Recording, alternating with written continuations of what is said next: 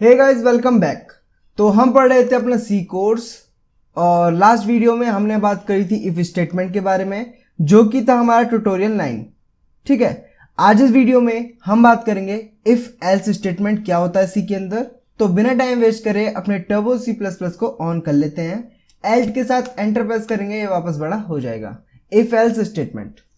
ठीक है, last video में मैंने आपको बताया था जैसे कि अगर कोई भी नंबर है, अगर हम उसे यहां पर मॉडुलस 2 करें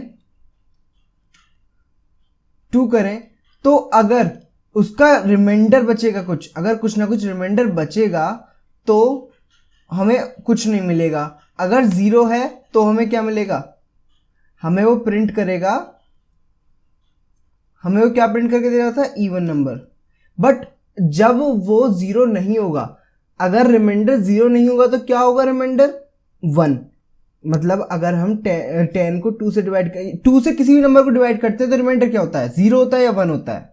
ठीक है, तो 0 या 1, अगर 0 होगा तो हमारी कंडीशन हो जाएगी ट्रू। ठीक, कंडीशन ट्रू हो गई, इसका मतलब इफ स्टेटमेंट वर्क कर जाएगा। अगर इफ स्टेटमेंट वर्क नहीं करेगा तो उसके बाद क्या होता है, वो होता है एल्स स्टेटमेंट। मतलब अगर काम करे नहीं तो, मतलब समझ रहे हो, अगर कोई कंडीशन काम करे तो वो वाला सेक्शन चलेगा। अगर मैं आपको यहां पर एक एग्जांपल देता हूं, देखो अगर मैंने कोई इफ स्टेटमेंट लिखा हुआ है, ठीक है, ये इफ सेक्शन है। ठीक, अगर मेरी एक कंडीशन, मैं यहां मान लो कोई भी कंडीशन लिखता हूं, यहां पर कोई भी कंडीशन लिखता हूं और ये कंडीशन ट्रू होती है तो हमारे ये कर्ली ब्रैकेट्स, ये ब्रैकेट्स के बीच का जो भी लिखा है कोड वो रन करेगा। अगर ये कंडीशन फॉल्स हो जाती है तो वो जाता है हमारे एल्स सेक्शन के अंदर। एल्स सेक्शन क्या, अब ये रहा एल्स सेक्शन। बस ये इतना छोटा सा लॉजिक है, अगर आपको समझ आ जाएगा तो कोई दिक्कत नहीं आने वाली आपको।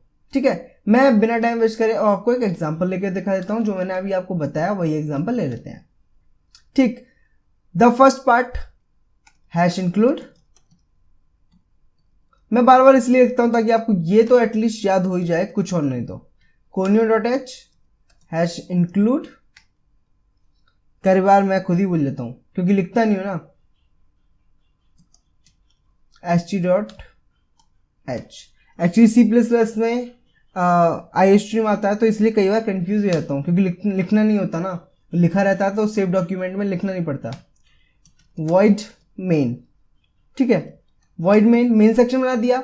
अब मेन सेक्शन के बाद में CLR SCR और गेट CH, डन। इतना काम हो गया। अब इतना काम होने के बाद में हम अपने एग्जाम्पल की तरफ चलते हैं। मैंने जो एग्जाम्पल लिया, पहला एग्जाम्पल लेते हैं। इफ अगर हमारा कोई भी नंबर है, वेरिएबल बना लेंगे, कोई दिक्कत नहीं, चलो पहले वेरिएबल बना लेते हैं। एक वेरिएबल लिया इंट टाइप का नम। अब इस नम वेरिएबल को हम यूजर से ले लेंगे, प्रिंट एफ करके,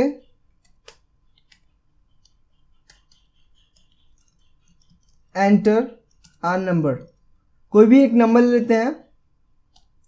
अब जो भी नंबर वो प्रेस करेगा उसके बाद उस नंबर को हम सेव करा देंगे स्कैनएफ की मदद से। स्कैनएफ, जो डेटा होगा वो किस तरह का होगा, %d का। और सॉरी, इंसर्ट दब गया। एक्चुअली बहुत दिन हुए मैंने ढंग से टाइपिंग नहीं करी तो दिक्कत आ रही थोड़ी सी बिना देखे टाइप करने में। %d टाइप का होगा और उस वेरिएबल का नाम क्या होगा, नम।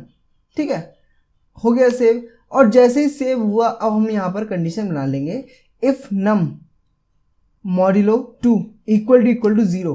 अगर ये जो मॉड्यूलो है ये रिमाइंडर हमारा कुछ नहीं आया, इसका मतलब कंप्लीटली डिवाइड हो गया तो ये सेक्शन चलेगा, वरना एल्स वाला सेक्शन चल जाएगा। सिंपल, ये सिंपल सी बात है।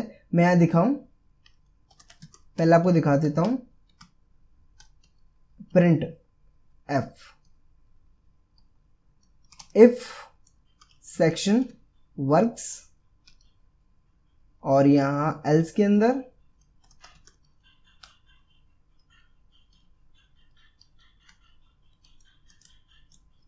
Else section works. मैंने नॉर्मली एक चीज लिख दिया, मैं बताऊंगा मैंने क्यों लिखा। देखो, अब कोई भी एक नंबर डालेंगे, फॉर एग्जांपल मैंने 10 लिख दिया तो इफ सेक्शन वर्क कर गया, मतलब हमारा जो कंडीशन है वो ट्रू हो गई, उसका रिमाइंडर 0 आ गया। अगर 0 नहीं आएगा तो क्या होगा, मैंने यहाँ पर डाल दिया 11, 0 नहीं आया तो क्या होगा, इफ सेक्शन वर्क से कंडीशन फिर से ट्रू हो रही है। How is it even possible?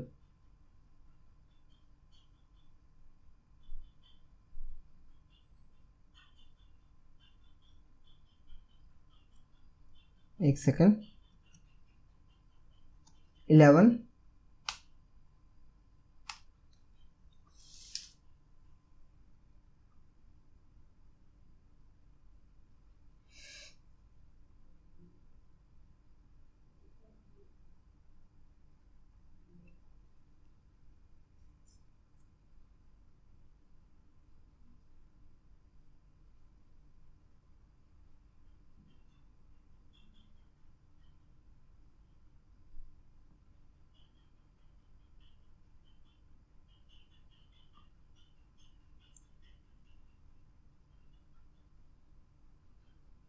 Oh sorry sorry sorry sorry sorry sorry sorry sorry sorry sorry sorry sorry sorry. ठीक है, अब ट्राई करते हैं। Enter number 10, if section work कर गया। अब यहां पर 11 डालकर देखते हैं।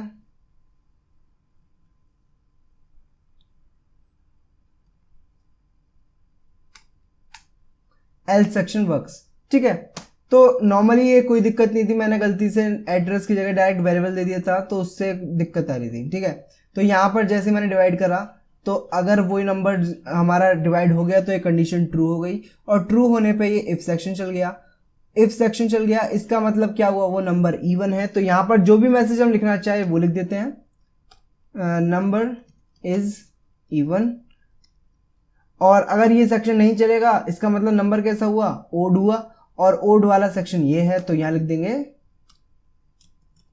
Number is odd. रन कर देते हैं, 33 नंबर इज ओड। ठीक है, आई होप कि इतना समझ आया। ये एक एग्जांपल, एक और एग्जांपल ले लेते हैं बहुत जल्दी के साथ, ताकि बिना टाइम वेस्ट करे, ताकि आपको ये चीज बिल्कुल अच्छे से क्लियर होती चले। क्योंकि अब जब ये लैडर काफी एडवांस जाएगा ना तो आपको इफ एल्स अच्छे से आने चाहिए, बिल्कुल अच्छे से, कोई कमी नहीं होनी चाहिए इनमें। अगर बेसिक्स क्लियर है तभी आप आगे अच्छे से कर सकते हैं। वही कंडीशन, वही एग्जांपल लेते हैं जो लास्ट टाइम लिया था, कि अगर आपकी एज 18 से ऊपर है या इक्वल है तो आप वोट कर पाएंगे, एलिजिबल है, वरना तो नहीं। ठीक है, एज एक वेरिएबल ले लेते हैं, int टाइप का एज। ठीक है, printf एंटर योर एज। ठीक है, एज ले लिया, उसे हम करा लेंगे यहां पर स्कैनफ, मतलब सेव करा लेंगे। किस टाइप का होगा, %d, और ये हो गया %, एज। ठीक है, इतनी बात हो गई। इफ कंडीशन, अगर जो एज है वो या तो ग्रेटर है या फिर इक्वल है किसके, 18 के, उस कंडीशन में ये हो गया एल्स, वरना ये हो गया। ठीक है, अगर इफ कंडीशन सही होगी तो क्या होगा, printf अगर इफ कंडीशन सही होगी तो इसका मतलब ये हुआ कि वो इंसान आपका इलेक्शंस में वोट करने के लिए एलिजिबल है।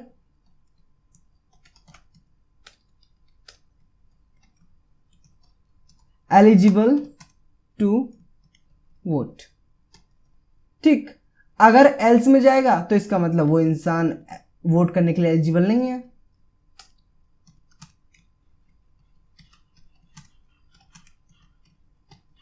ठीक, I hope you are getting my point. तो यहां पर अब इसे रन कर लेते हैं। जैसे ही रन करेंगे तो 2 एरर्स आ रहे हैं, उसे देख लेते हैं पहले क्या एरर्स है। ओके,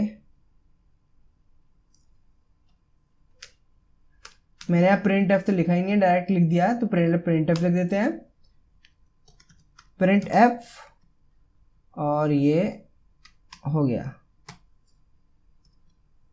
ठीक है, एंटर एज, तो अगर मैं यहाँ पर अपनी एज डालूं 21 तो ये एलिजिबल हूं मैं, और अगर मैं यहाँ एज डाल दूं 13 या फिर 14 या फिर कुछ भी, नॉट एलिजिबल टू वोट। ठीक, आई होप कि आपको if else state if statement या इफ एल्स स्टेटमेंट दोनों क्लियर हो गए होंगे। ये प्लेलिस्ट अगर एक्सेस नहीं करी तो कर लेना, बाकी ये सारी वीडियोस भी इसी में ऐड हो जाएंगे आने वाले टाइम पर। Thanks for watching.